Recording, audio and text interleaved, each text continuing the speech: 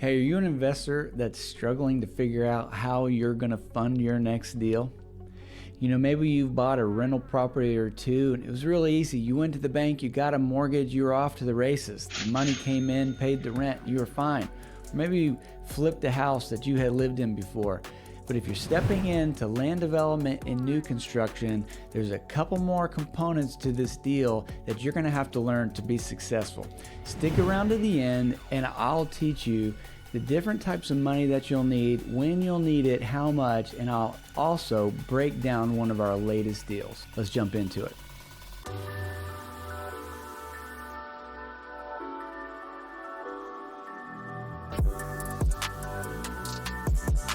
Hey everybody, I'm Blake Anderson with Envision Investor Solutions. I've been a builder for almost 20 years and started developing land about 5 years ago, and there's so much that I've learned as I got into this development game.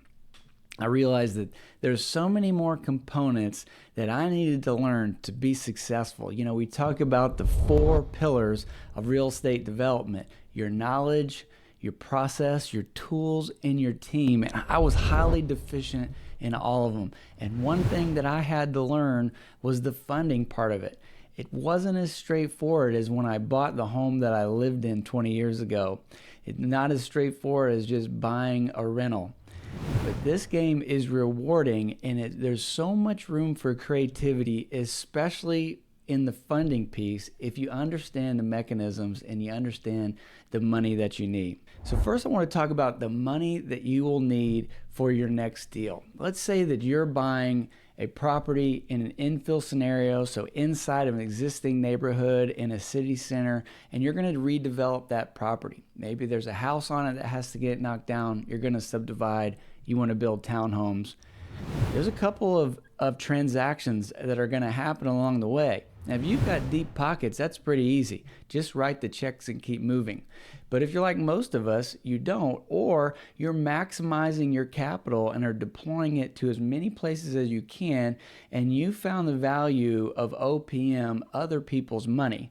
You've learned that you need extra money that you don't have, and you've also hopefully started to learn that there's people with money that need meaningful real estate projects to invest it in and get a meaningful return. So there's really kind of 4 basic needs for the money that you're going to need to do a real estate development deal. Now, each need gets more complicated depending on the size of the deal, but if we keep it simple, we create a framework to understand those different types of money that we're going to need, and we're going to need them at different times. So the first money you're going to need is you're going to need to be able to buy the property, and then you're going to need some money set aside for your soft costs, for the planning. So there's going to be engineering, there's going to be design, there's going to be surveying, there's going to be rezoning and permitting fees. You may even have to pay attorneys. And then eventually when your plan has been created and you're approved to start, you're going to need quite a bit of money to build and construct the property.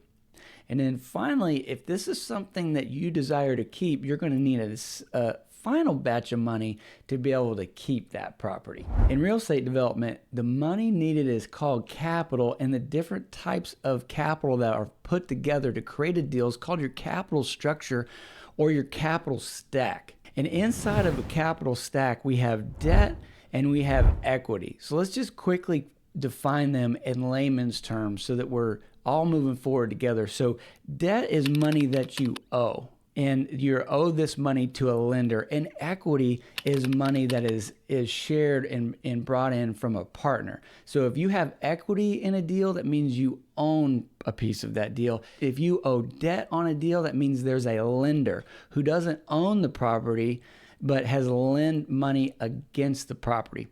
Now, most real estate deals are going to have a combination of debt and equity that have been combined to create the capital stack. So as you start to build your capital stack, in first principles thinking, we have to understand that there's risk reward, okay? The more risk someone is willing to take, the greater the reward that they want. And you need to fully understand that when you go solicit investment from either debt investors, equity investors, or lenders. And so understanding that debt gets paid first. in a deal. So therefore, debt has the least amount of risk. So when I'm putting a capital stack together, a bank lending on a deal, a lending debt, is going to get paid first. They're going to want collateral exchange for the deal, so they're going to put a lien against the property that they're lending on, right? And then they're going to get paid first. In exchange for having the first lien position and getting paid first, they're going to take a lower percentage. The riskier the deal gets, the greater the return the investor or the institution is going to want. So if you're bringing on an equity partner, they're taking quite a bit of risk. They're taking the risk that you are in the deal. So they're hoping for a greater return. Now, from a developer standpoint, we are able to mitigate our risk by adding equity partners into a deal. So you might wonder, for someone that can sign on debt or has their own money, why would they bring on an equity partner in the deal? Well, it's a way to spread risk. So you're bringing someone willing to shoulder the risk. Now, in exchange, they're going to want a piece of the pie. They're going to want the reward. But everybody knows who's an owner that the debt gets paid back first. There are different types of debt and different types of equity that you have to understand, and you can use a combination of all of it. Here's the cool thing about real estate investment and real estate development is there's no one way to do it. Every deal's kind of different. And the players, the partners of the deal, get to craft the deal to work with what their goals are. So like when I'm talking to a potential investor, it's not as much driven by the deal as it's also driven by what their goals are, because there's different ways that I can structure the same deal, but I'll structure it differently depending on the investor and what they're hoping to get out of it. So let's talk about debt first. So there's a couple different types of debt, and they get even more complicated. But for today, we're going to stay pretty high level, give you enough information to work with where you feel comfortable and confident soliciting debt and soliciting investors for your next deal, right?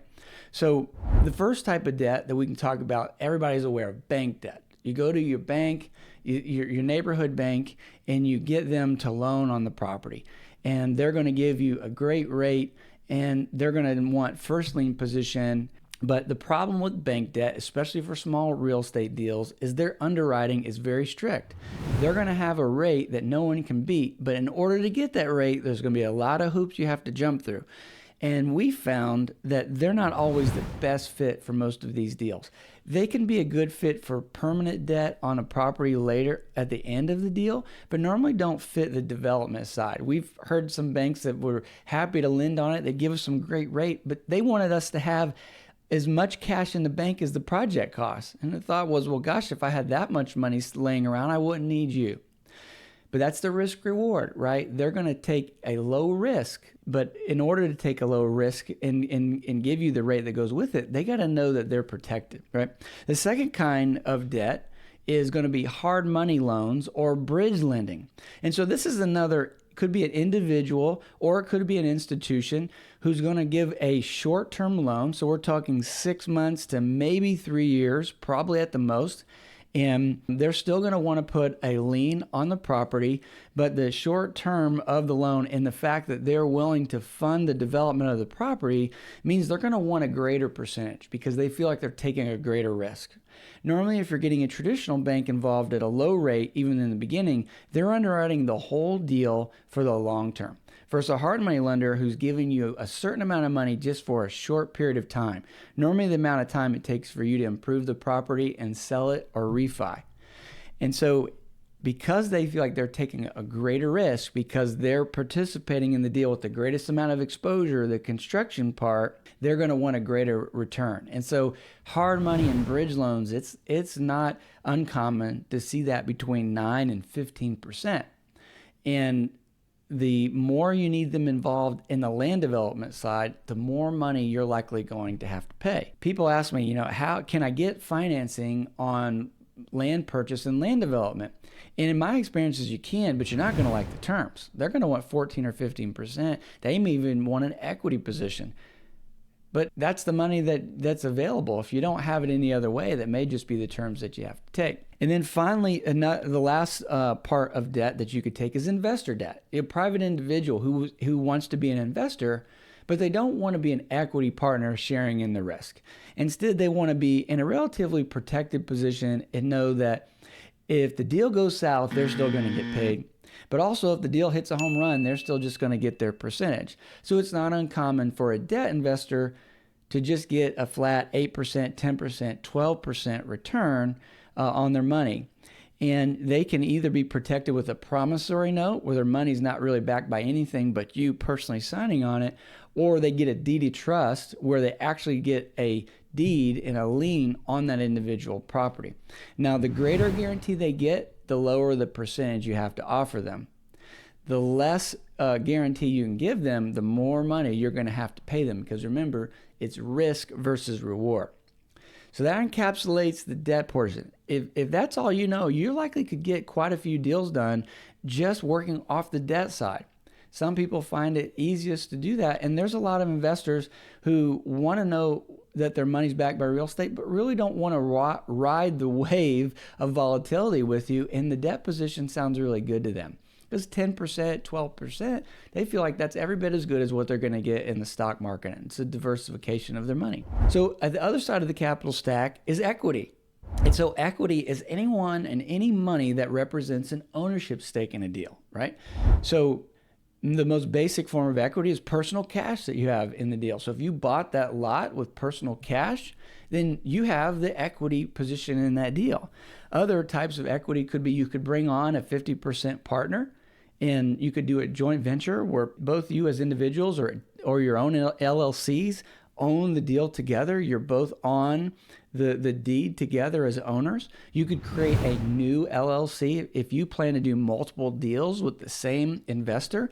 Maybe you want to create a new LLC that represents your partnership where you're 50 owners of it, or depending on your operating agreement.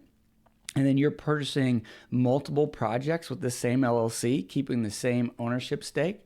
So it's not uncommon for two people to either bring the same amount of money together to be 50% partners, or maybe one person's got the money and the other person's the operator who's signing on the debt and is doing all the work, and are just forming a simple LLC. And then it can get more complicated if you want to pool more funds together at different percentage of ownership, and then you're probably looking at a limited partnership or a syndicated fund. And to keep it simple, the way a syndicated fund works is the sponsor of the deal, or the person who's getting the deal and running it, is called the sponsor. They're the general partner who's going to do all the legwork, and the limited partners are the ones that are bringing the money to the table. And so the general partner gets a percentage of ownership just because of the sweat and the operations of the deal. And the limited partners get ownership because they brought the money, but they're limited their involvement. And normally in that case, the limited partners are going to get the lion's share of the money, and they're going to get paid back first. And then the general partner is going to get an ownership percentage, but is likely going to be rewarded for the performance of the deal. Now, they get much more complicated than that, but that is a good, healthy understanding of different forms of equity that you can put together with those different forms of debt in so many different combinations to fund your next deal. It's such a creative space. And what you've got to understand is, as much as you need money for your next deal, there is money out there that needs a deal to invest in. There are investors that have money sitting in a bank account earning them next to nothing, and they are looking for meaningful projects that they can get a meaningful return on, and are looking for deals just like the one that you are underwriting that they can invest in. And I would say meet people who are invested in real estate, and don't get so hung up on whether it's debt, whether it's equity. Ask them, what are your goals? What are you trying to get from this deal? What is a comfortable position for you? Most likely, you can find a comfort zone for them and you that works for everybody. But don't be afraid to pay the percentage to the debt investor or to give up a percentage of equity, because they are bringing something that you desperately need. They're bringing the capital that is making the deal possible.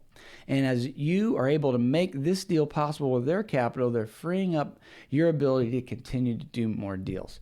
Because if you had to make all the money necessary for your deal and you didn't get any investors involved, you'd likely be working a whole lot of extra time to raise that money. But when you bring other people involved, either with their time, talent, or treasure, that begins to multiply and scale and make so much more possible. All right, let me tell you a story about a real project that we have right now. We're just about to get the certificate of occupancy on it as we speak. It's a project in Durham, North Carolina. It's one of our smaller projects, but it enlists these different types of money that I think will paint the picture so you can think about how you'll fund your next deal.